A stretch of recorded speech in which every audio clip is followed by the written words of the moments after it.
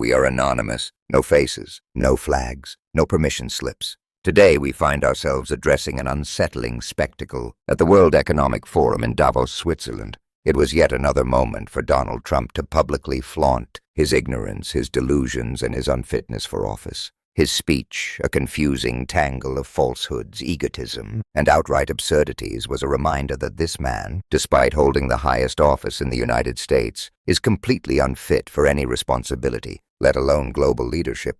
In fact, it's difficult to imagine him being qualified for anything at all at this point. After all, yesterday's press conference was already a disaster, yet somehow he managed to outdo himself today in the most spectacular way.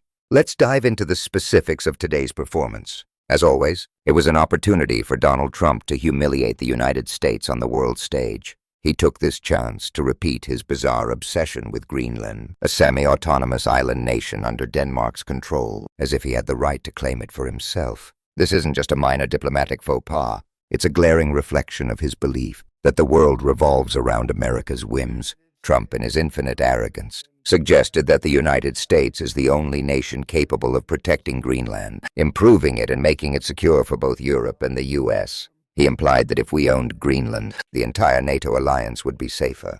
His logic. It's the kind of logic that only makes sense in the mind of someone whose grasp of international relations is as weak as his understanding of geography.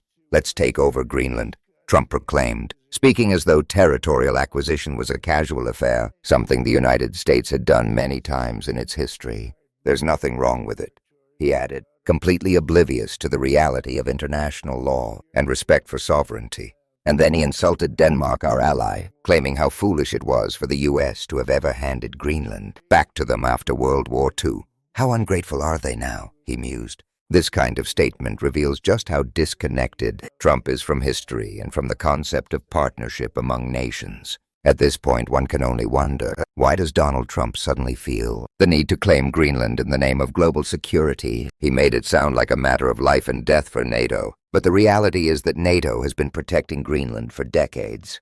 There's absolutely no reason to assume that it requires the United States to take over the island for its security.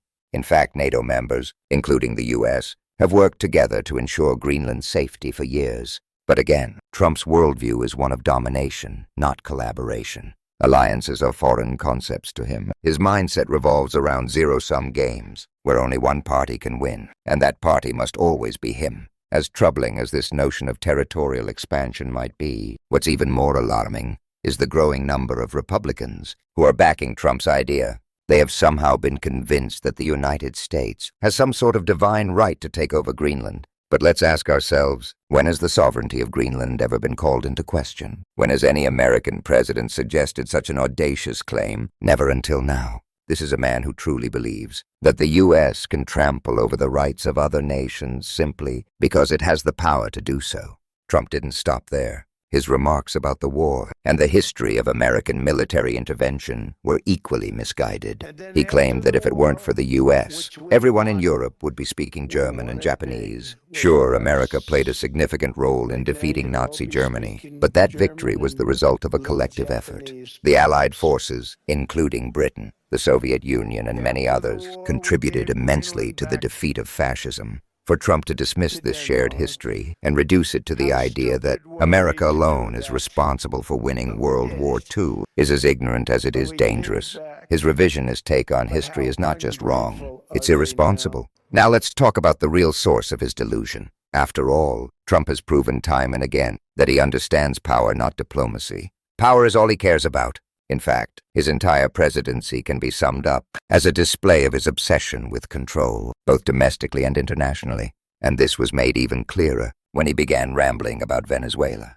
Here he spoke of U.S. military operations aimed at removing the president of Venezuela, Nicolás Maduro, so that America could seize control of the country's vast oil reserves. In his mind, the resources of other nations are there for the taking, and no one has the right to say otherwise. Trump even had the audacity to claim that Venezuela would soon become a thriving nation under U.S. guidance, thanks to his efforts. This, of course, is in stark contrast to the reality that many oil companies have been reluctant to enter Venezuela. Given the country's instability, Trump's delusions about Venezuela, like so many of his ideas, are rooted in greed and imperialism. It's not about helping the Venezuelan people, it's about enriching himself and his associates. The situation is frankly disgusting. Yet even this wasn't enough to stop him from further attacking his allies and undermining global security.